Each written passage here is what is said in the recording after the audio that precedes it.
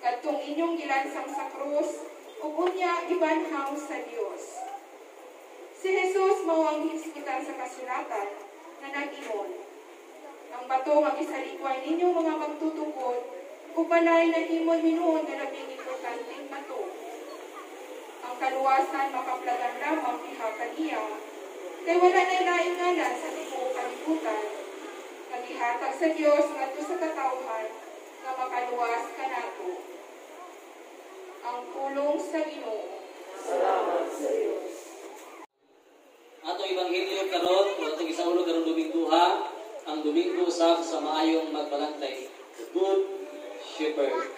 Kunya si Jesus une hashtag nako hashtag shepherding. Sa Bisaya pa magbalantay. Magbalantay lahit sa manghimantay.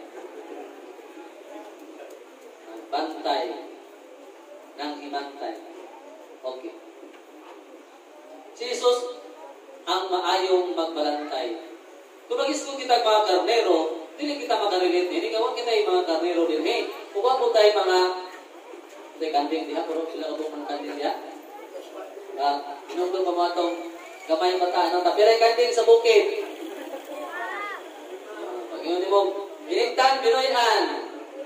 Ginoyan ang mga giboyan na pagkulitan ka kay mga onda mga kadangan. Kung imo yung gihigtan, nga mo imong gihigtan. Liwang no, patay ka tay nang kasulay gumawa na sa una. Narinig sa mo. So wa kitay pero sa punto ni San Juan sa pag-ingon nga si Jesus mao ang maayong magbalantay. Punta sa buta ni San Juan nga si Jesus mao ang ideal kini. Mana ideal man makadili man. Si Jesus may ideal man. He is the man. As a man. Siya ang modelo sa pagkamaayo nga leader. Kunya ang leader nga gingon dinhi si Jesus alang kanato mga magtutuo ang maayong magbalantay mao si Jesus. Siya ang modelo sa pagka-leader both in religious and in secular world. E pasabot nga siya ang modelo sa mga leader mapangsimbahan man o mapang corporation man. Kanang manager diha ni Ma'am Jessica sa manager na. Importante. Kanang balo bumangga pa. Mga sweet kayo. Wala ideal man. O ideal woman nga sa inyong kamo nga mga ulitaw dalaga nga gusto maminyo mangita gyud mo ideal man o ideal woman. Mangita din ang si Jesus.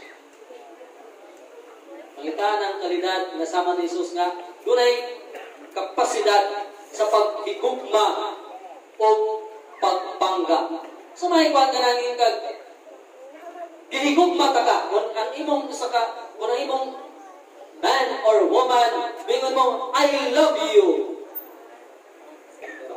So may buot pasabot gihigugma ta ka.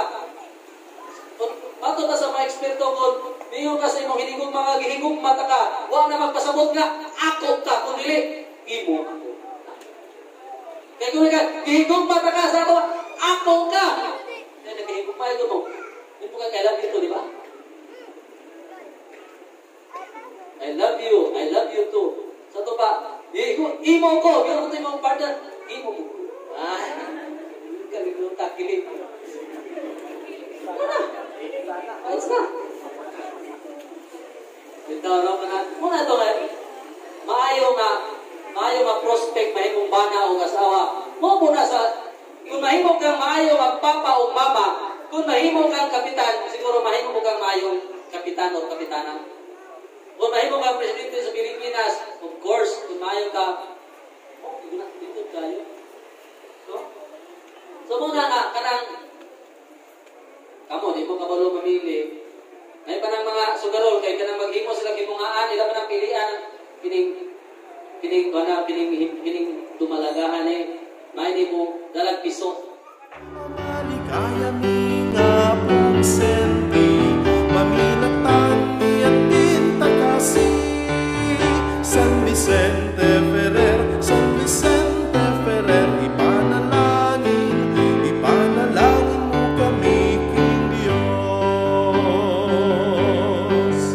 Hindi lamo at iyamong sundan, magdalang kaligtasan at kalang. Taramami susutlaking puso, pating kinukeng at painturo. Mamaligaya mi nga pong senti, mamila